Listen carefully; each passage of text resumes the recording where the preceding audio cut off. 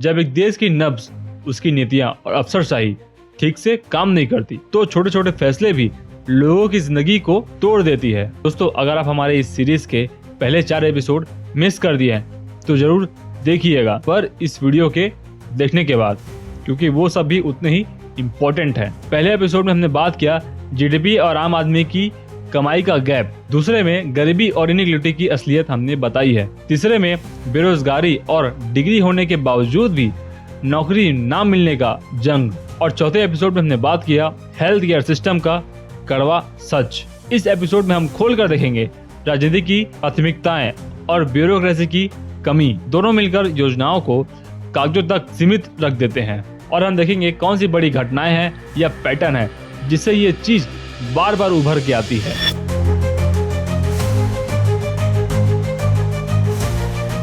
तो एक सवाल, क्यों राजनीति और ब्यूरोक्रेसी मायने रखती है? पॉलिसी बनाना पहला कदम है, पर उसकी ईमानदारी, तैनाती और निगरानी असली काम है। जब राजनीतिक इच्छा शक्ति, वोट संचालन, क्लाइंटिज्म या शॉर्ट टर्म गेन्स के पीछे छिप जाती है और एडमिनिस्ट्रेशन प्रोड्यूरल बोझ, नेपोटिज्म या लो अकाउंटेबिलिटी से ग्रस्त होती है तो स्कीम जमीन पर पहुंचने से पहले टूट जाती है। यह केवल सिद्धांत नहीं है, यह हर किसी के गांव, शहर के किस्सों में दिखाई देती है।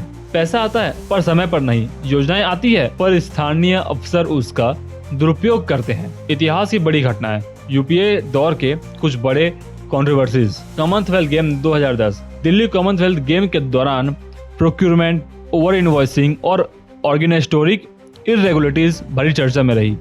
कई अधिकारियों पर गिरफ्तारियां और जांच हुई और जनता में विश्वास लीक हुआ। सोचिए, ग्लोबल इनवाइट, लेकिन शहर के बच्चों के स्कूलों की सुविधाओं में पैसा कम। 2G spectrum controversy, 2G spectrum को लेकर बड़ा सार्वजनिक आक्रोश बना, पर बाद में सीबीआई कोर्ट ने कई मामलों में बरी कर दिया।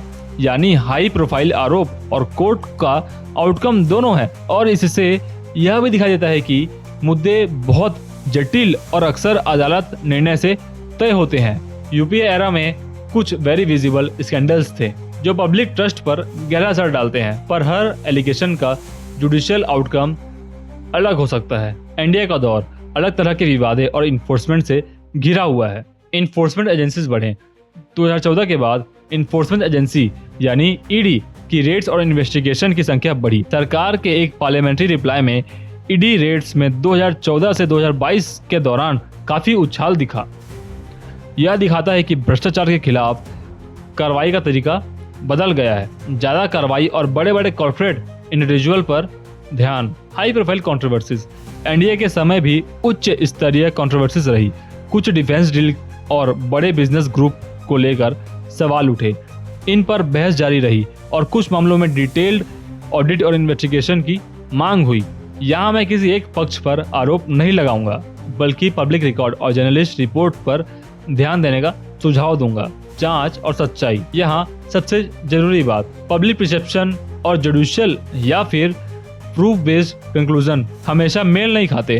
2G जैसे मामलों में आरोपों का पॉलिटिकल असर भारी हुआ, पर कोर्ट का वर्डिक्ट अलग आया। इसी तरह कुछ नए मामलों में लंबे जांचों और रिपोर्ट की मांग रहती है। इसलिए हम चर्चा में फैक्ट्स और क्रेडिबल सोर्स पर टिके रहेंगे और सेंसेशनल निष्कर्ष से बचे रहेंगे। रिक्रूटमेंट, एग्जाम लीक्स और छोटे पदों पर भ्रष्टाचार। सरकारी नौकरी का सपना लाखों युवाओं का होता है, लेकिन अगर रिक्रूटमेंट सिस्टम ही कॉम्प्रोमाइज्ड हो, paper leaks, proxies, fake documents, तो सिस्टम का मूलभूत भरोसा ही टूट जाता है। एसएससी सीजीएल प्रोटेस्ट और हाल की कई यूपीपीएससी रिक्रूटमेंट लीक्स, इनसे हजारों एस्पिरेंट प्रभावित हुए।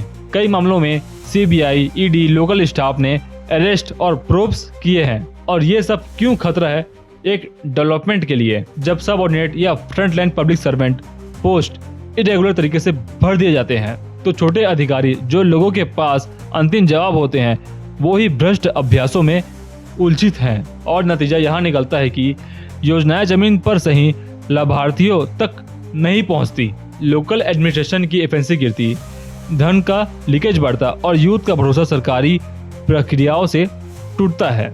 यह घटनाएं सिस्टम कोरोजन पैदा करती है। यह केवल एक पार्टी या फिर एक सरकार का मुद्दा नहीं, रिक्रूटमेंट इंटीग्रिटी कमजोर होने पर गवर्नेंस कमजोर होता है। और क्यों यह विकास को रोकता है। भ्रष्टाचार और ब्यूरोक्रेटी इनएफिशिएंसी निवेश और सेवा डिलीवरी दोनों को प्रभावित करता है। जब सरकारी पैसा सही जगह नहीं पहुंचती, इंफ्रा नहीं बनती, हेल्थ एजुकेशन स्कीम अफर-तफरी में रुक जाती है, तो वास्तविक विकास नहीं होता।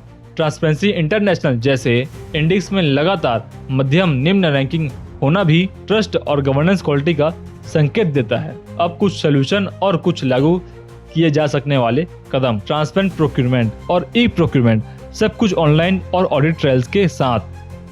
इंडिपेंडेंट ऑडिट का समय बौद्ध publishing, stronger recruitment safeguard, CCTV in exam centre, randomise printing, paper custody change, harsher punishment और टैग बेस्ड वेरिफिकेशन, ये सब किए जा सकते हैं। Local accountability, social audit, beneficiary और सिविल सोसाइटी को मॉनिटरिंग में जोड़ना, विसल ब्लोअर प्रोटेक्शन और फास्ट ट्रैक इन्वेस्टिगेशन सेल, ताकि जो इरेगुलरिटीज दिखे वे जल्द खुल कर सामने आए। बाई पार्टीशन रूल और मेजर प्रोक्यूरमेंट, नेशनल इंटरेस्ट वाले डील पर cross party oversight to reduce organisation, performance linked incentive for honest officers, plus strict action against repeat offenders. यह समस्या सिर्फ एक पार्टी की नहीं बल्कि पूरे एक सिस्टम की कमजोरी है। हिस्ट्री ने दिखाया कि चाहे जो भी सरकार आई, स्कैंडल्स, क्वेश्चंस और इरेगुलरिटीज आते रहे, पर असली जवाब कभी कभी लॉ इन्फोर्समेंट की संख्या बढ़ने से नहीं बल्कि ट्रांसपेरेंट सिस्टम, लगातार ऑडिट्स और जनता की निगरानी से